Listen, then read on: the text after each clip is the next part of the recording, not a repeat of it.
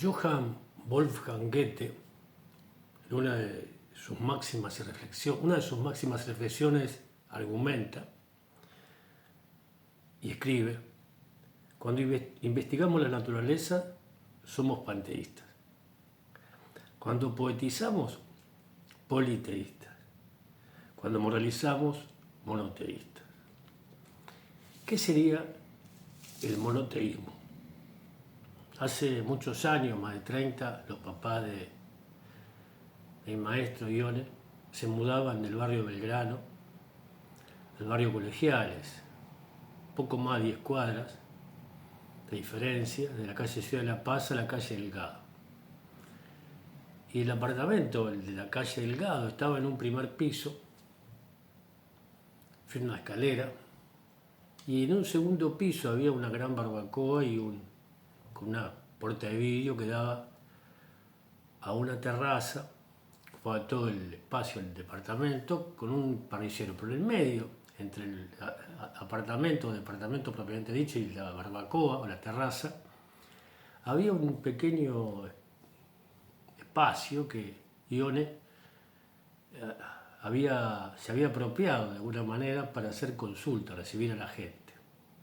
Y detrás del escritorio, un escritorio pequeño, era chiquito, como un entrepiso, la escalera atrás, como acá están los relojes, había una repisa donde tenía las obras completas, la colección completa de Amor Rortu, de 25 tomos de Sigmund Freud. Una tapa verde. Yo miraba hablábamos Kabbalah y la relación con el psicoanálisis, la psicología, judío. Y entonces me preguntaba si podía ir leyendo de a poco cada uno de sus 25 tomos de Amor Rortu. Me decía, sí, pero tenés que, después que lo leas, él prohibía escribir los libros, él cuidaba mucho el objeto, ese objeto era como decía, impoluto. A mí me gusta rayar, escribir alrededor de los libros, mis libros. Y decía que tomara nota o que trajera alguna idea que me pareciera significativa, importante, o algo que yo no entendiera o que pudiera estar expuesto a discutir, para luego juntos ir a llegar a lo más profundo de ese texto. Esto se llama Talmud, se estudia así. Una yeshiva, se ponen dos estudiantes a analizar a veces un versículo, un término, un párrafo de un texto, para llegar a interpretaciones profundas. Uno se accede a un texto con un horizonte de expectativa, se dice, literatura, o un prejuicio. Hace poco vi una película estrenada recientemente, inglesa, se llama Blue Jeans, que se desarrolla en Newcastle, una ciudad del norte de Gran Bretaña, unas islas británicas, en la segunda mitad de la década del 80, del siglo pasado, donde está una tensión donde con los homosexuales, el parlamento. Inglaterra es una ciudad muy conservadora, un país, una cultura muy conservadora, más allá de que uno piense o entienda, hay una reina, basta con ver la fascinación luego de hace poco el sepelio de la reina Isabel. Entonces una mujer que es una profesora de educación física,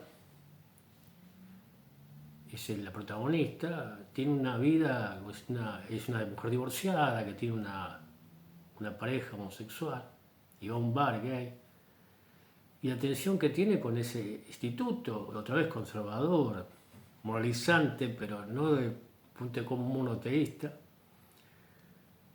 Y entonces uno, más allá de los prejuicios que uno puede tener con la homosexualidad o su punto de vista, uno entiende el dolor de una mujer o un hombre, cómo lleva esa voluntad, porque el asunto va por ahí, dice, cómo uno a veces no puede conquistar esa voluntad o es preso de ese instinto. En un momento la mujer, en entrenamiento, le dice la profesora, le habla de huida o ataque, enseña se llama netball deporte que practica, una mezcla de básquetbol y baloncesto, para acá, para Río de la Plata. Entonces arroja la pelota y una de las la ataja ese instinto. El instinto es mucho más fuerte, la voluntad. A veces conquistar esa voluntad, ese refinar esa voluntad, ese deseo. Y el dolor, uno se empatiza realmente con el dolor. Cuando uno sale de ese rompe con su prejuicio y entiende el dolor y el sufrimiento que esas personas, sobre todo en esa época, y todavía yo creo familiares, que tienen también una expectativa con una hija o un hijo. Pero el texto, o el guión de la película, que también está escrito, tiene un horizonte de sentido, nos quiere decir algo. Eso justamente nos trae decir, muestra el dolor, más allá del punto de vista a través de donde uno se pare, ¿verdad?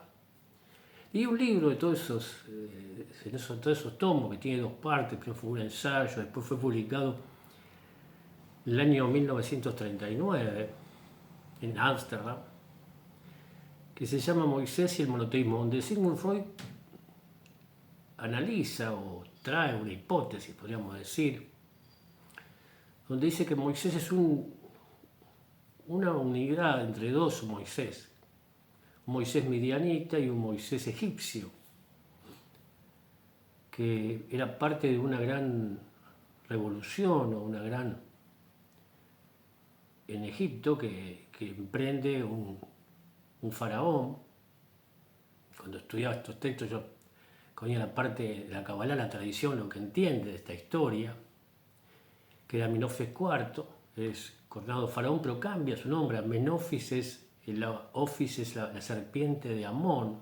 Hay una cantidad de divinidades, un politeísta, era la cultura egipcia hace 3.400 años, dice el texto.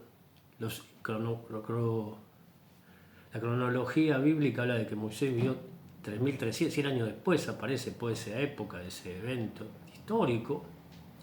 Cambia Amenofis, cambia su nombre por Akenatón. Aken es el servidor de Atón, el disco solar, y muda la capital de Tebas, el centro, a Telamarna, al desierto, y se casa con una mujer que se llama Nefertiti, que el reino de Mitanni, hija de Ratá, etc. Toda una historia, pero duró un tiempo esa revolución, se considera el faraón hereje. El pueblo y los sacerdotes, sobre todo, no sostienen, no soportan esa gran revolución.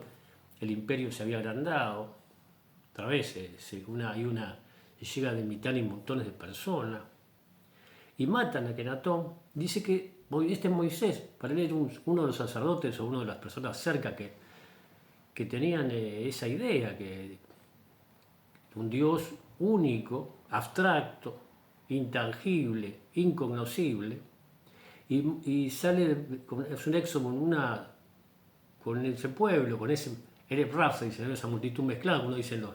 Y después dice, tampoco sostienen a este hombre, Moisés, y lo matan. También asesinado como Akenatón. Por eso no se encuentra su cuerpo, porque se dice que no entra la tierra prometida, etc. Esa es la hipótesis, y que internaliza el pueblo judío ese dolor, y por eso tiene esa culpa, vive con esa culpa, esa obsesión histórica, eso que muestran las películas de Woody Allen, un pueblo culposo. Algunos con culposos, otros no tienen tanta culpa, ni siquiera responsabilidad de sus hechos. Entonces, en esta hipótesis freudiana, que dice que Moisés no era escrito, por eso no necesitaba a Aarón como intérprete, porque era egipcio, no hablaba hebreo, trae este asunto de que el monoteísmo se funda con Akenatón, con Moisés, en esa época. Y hace poco yo compartía una película que después busqué, y no es una película, sino fue una serie que se realizó en Italia,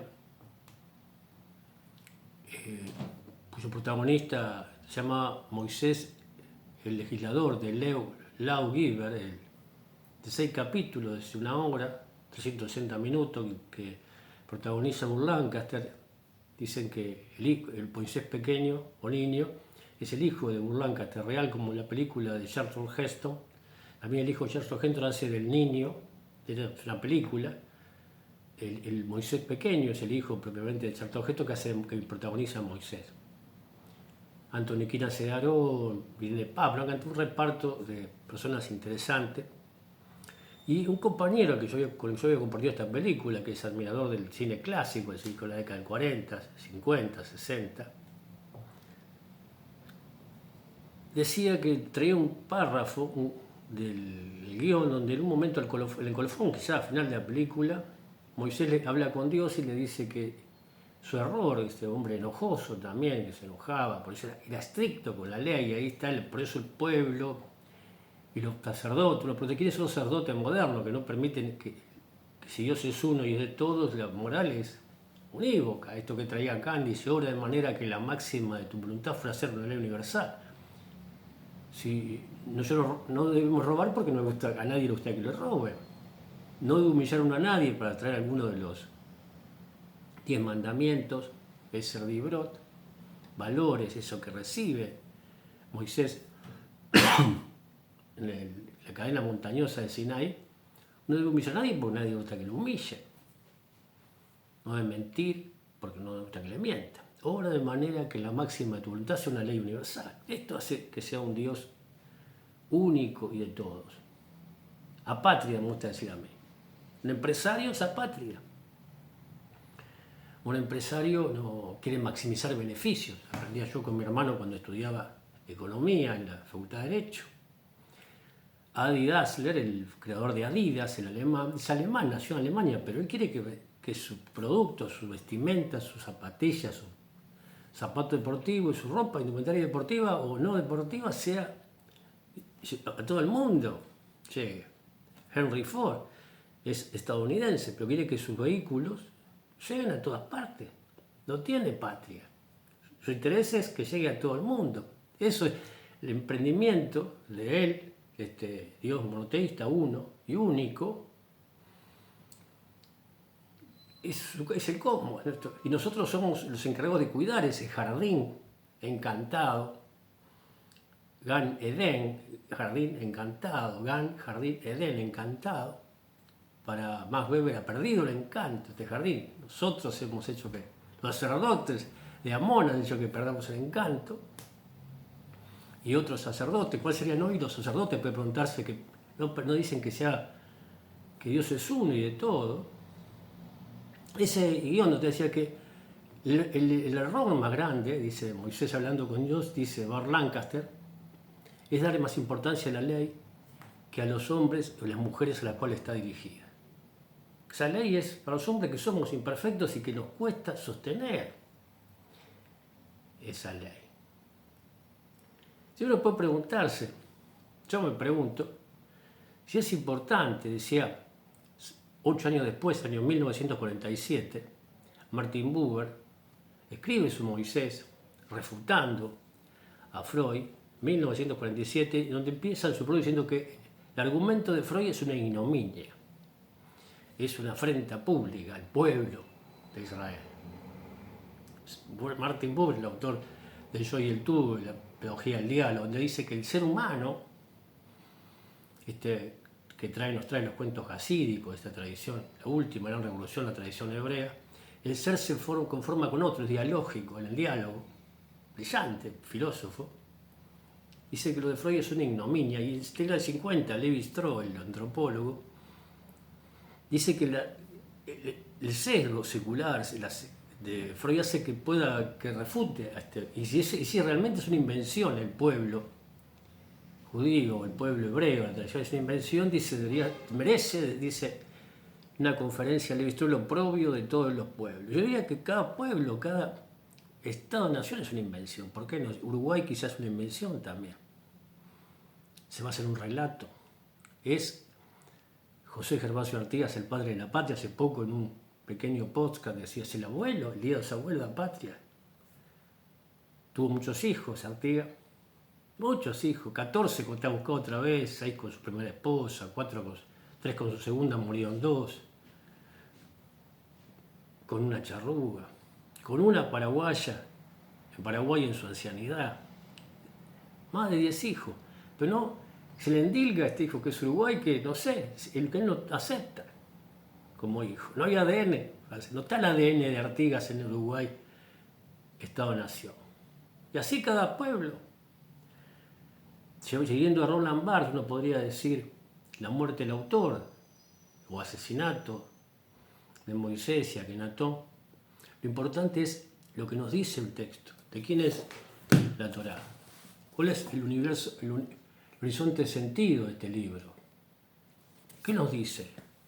Ama a tu prójimo, dice todo el Salsa Torá, Hitler, el resto es puro comentario. ¿Es esta la Torá original, este libro que Harold Bloom habla que tiene 3.000 años, post-salomónico, una hipótesis aventurada, dice que fue una mujer la que escribe este texto, el primer texto, el 2.500 años, como históricamente tiene la Torá? ¿Por quién fue escrita? ¿Quiénes son los autores? ¿Cuál es ese interés? La intención que está detrás, la intención de escribir a Isaac Bashevis Singer en ese texto. Nos habla de un Dios único y de todo. Que no sabemos el nombre, no sabemos quién es, pero es uno y es de todos. Antes de la entrega de Torá se suele leer el libro de Ruth, esta conversa, y en el capítulo 1, versículo 16, Ruth dice: tu pueblo es mi pueblo, tu Dios es mi Dios. Yo creo que debería decir: tu pueblo es mi pueblo y nuestro Dios es uno. Eso nos hace seres humanos moralizando al otro. Es decir, que las costumbres tienen que ver con